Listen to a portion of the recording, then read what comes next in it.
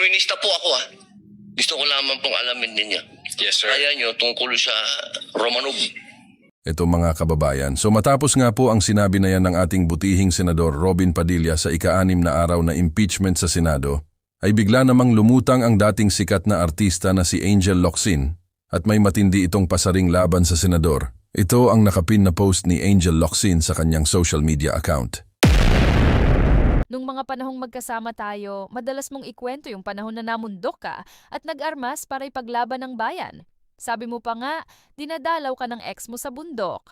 Sa statement mo na to, kahit papaano, natuwa akong makita ulit yung dating Robin Padilla na nakilala ko. At least, honest ka ngayon kuya. Ang tanong ko lang, nasaan ka nung panahong nire-red tag ako kahit alam mong hindi totoo?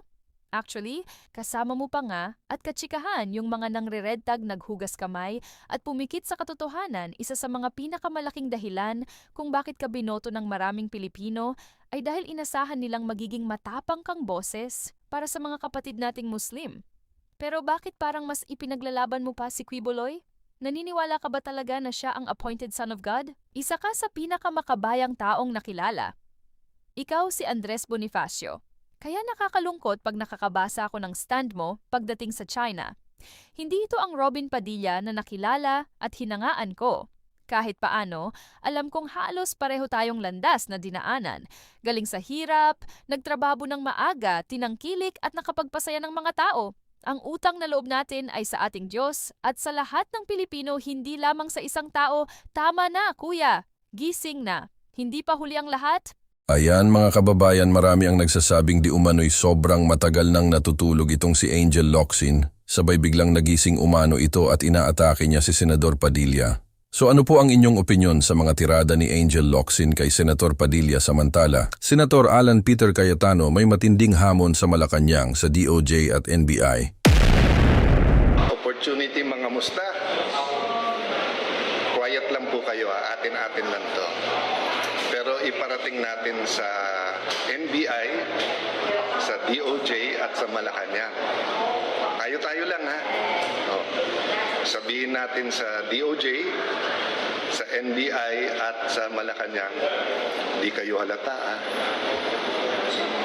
Slight lang, pero hindi naman kayo halata. Pero alam niyo po, meron biblical principle. Kung anong ating itatanim, yan ang ating aanihin. At sabi parati ng ating mga kababayan ay sana all. So ito proposal natin sa NBI, sa Malacanang at saka sa DOJ. Imbestigahan niyo yung Southeast Asian Games of 2019 kung saan tayo nag-overall champion at tinangala ng buong Southeast Asia. Imbestigahan nyo ng husto, bigay nyo lahat. We will support totally. Pag sinabi kong we, ako at hinihimo ko lahat ng mamayan, supportahan yung investigasyon na yan. Tapos, ako naman, 10 ng aming mga kasama na ngayon ay nasa minority, imbestigahan naman namin ang flood control. Deal? So, madali lang yan, Malacanang, kasi sumusunod naman sa inyo. Sila Senator Erwin, sila Senator Lacson, yung mga nasa Blue Ribbon. Kalabitin nyo na. Total, 30 weeks. Matagal po itong impeachment. At sabi nga, wag panay technicalities. Lalo po ang Blue Ribbon Committee, wala masyadong technicalities doon. So, wag po tayo mangamba sa kahit anong investigasyon. Salamat po sa lahat ng nagpaparating ng suporta, lalo po yung prayers. Pagkatapos sabihin na incidental lang dahil yung building, biglang pinawalang sala na ang mga kakampi nila. Tapos sinabi ng DOJ, tama yung investigasyon na yan. Tapos ang Malacanang, naimbestigahan na daw yung sekretary nila, pero ako daw, hindi pa. Okay lang. Imbestigahan natin lahat.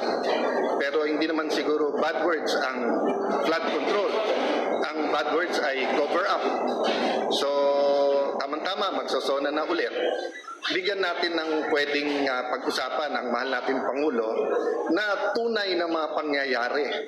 May list na kami ng mga witnesses na mga matitibay. Yung iba, nasabi na in public. So, suportahan natin lahat.